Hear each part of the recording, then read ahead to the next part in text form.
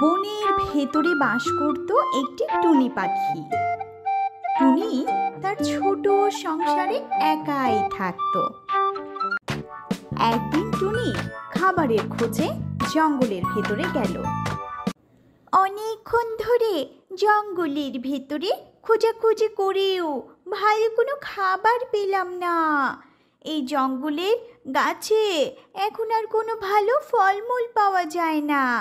যাই যাই একটু গভীর জঙ্গলে গিয়ে দেখি, হয়তো সামনে কোনো ভালো ফলমূল পেতে পারি।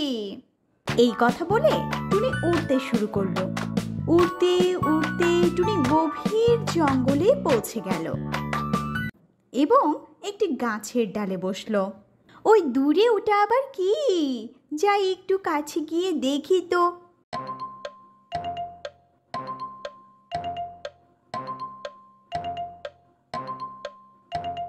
ওরে বাবা, ওটা তো গুহা, কিন্তু ওটা কিসের গুহা? টুনি যখন গুহাটি দেখছিল তখন হঠাৎ করে গুহার সামনে ঈগল ডাকাত দল এসে হাজির হলো। তখন টুনি বলল, ও আচ্ছা, এটি তাহলে ঈগল ডাকাত দলের গুহা। আর ওদের হাতে অতগুলো বস্তা কেন? কি আছে ওই বস্তার মধ্যে? টুনি যখন এসব ভাবছে তখন হঠাৎ ডাকাত সর্দার গুহার বন্ধ দরজার সামনে গিয়ে একটা মন্ত্র বলা আরম্ভ করে দিল। হিম পিং পিং, গেট খুলে যাও ছিম ছিম। হিম পিং পিং, গেট খুলে যাও ছিম ছিম। ডাকাত সর্দার এই মন্ত্রটা বলার সাথে সাথে দরজাটা খুলে গেল। তারপর একে একে প্রত্যেকটা ডাকাত গুহার ভিতরে প্রবেশ করলো।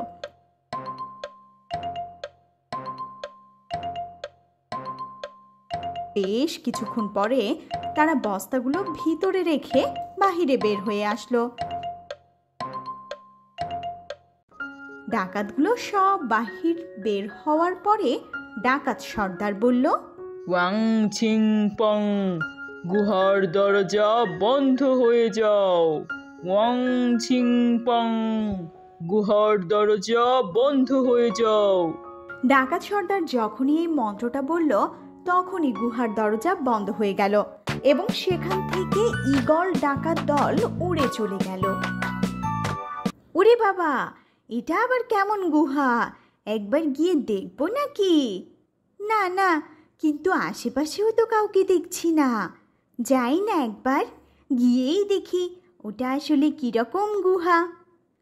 তারপর টুনি আস্তে আস্তে গুহার সামনে গেল। গুহার সামনে গিয়ে টুনি ডাকাত সর্দারের সেই মন্ত্রটি বলতে লাগলো। হিম পিং পিং, গেট খুলে যা ছিম ছিম। হিম পিং পিং, গেট খুলে যা ছিম ছিম। মন্ত্রটি বলার সাথে সাথে গুহার দরজা খুলে গেল এবং টুনি গুহার মধ্যে প্রবেশ করলো।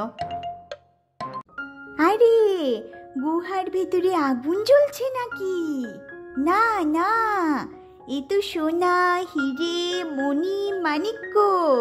তার মানে ডাকাত দলের লুট করে সম্পত্তি সব এই গুহার ভিতরে রাখে। আমি বরং দুটো সোনার মোহর নিয়ে যাই, বেশি লোভ করা ঠিক হবে না।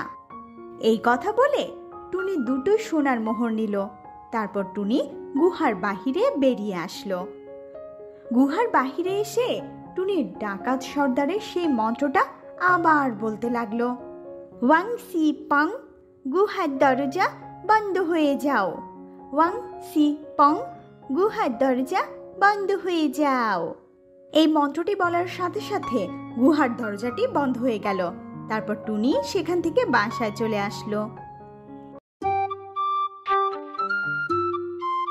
পরের দিন সকালে প্রতিবেশী কালু কাকটি টুনির বাসায় আসলো।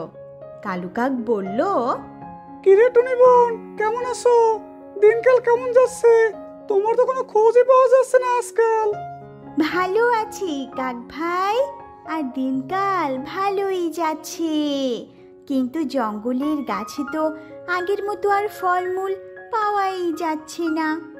তাতে আমার কোনো সমস্যা নেই টুনি, আমার পোষা খাবার খাওয়ার অভ্যাস আছে, ওগুলো খেয়েই দিন চলে যায়।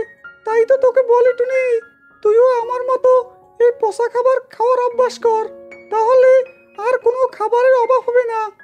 কাকটুনি এভাবে অনেক গল্প করতে থাকে।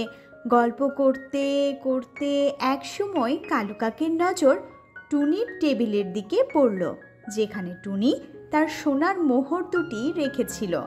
কালু কাকটি বলল, কিরে টুনি, টেবিলের উপর চকচক করছে, ওই দুটো কি? কালু ভাই, ও দুটো হলো সোনার মোহর। সোনার মোহর মানে? তুই আবার সোনার মোহর কোথায় পাইলি?